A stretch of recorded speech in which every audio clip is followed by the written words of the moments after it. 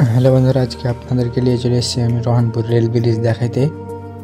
ব্রিজটা দেখছেন কেমন, একদম ফাঁকা ব্রিজ।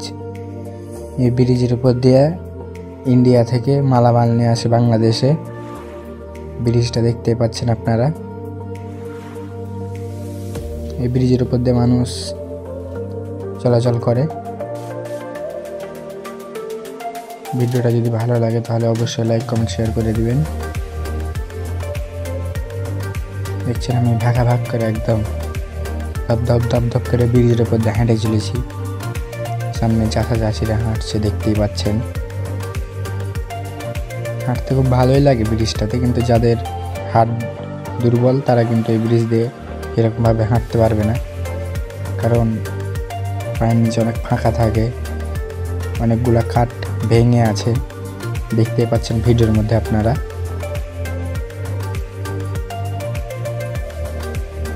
ব্রিজের এপারে চলে এসে আমি একটা ভিডিও নিলাম। এটা হচ্ছে মেন ব্রিজ, দেখতে পাচ্ছেন কত মানুষ চলাচল করছে এখান দিয়ে।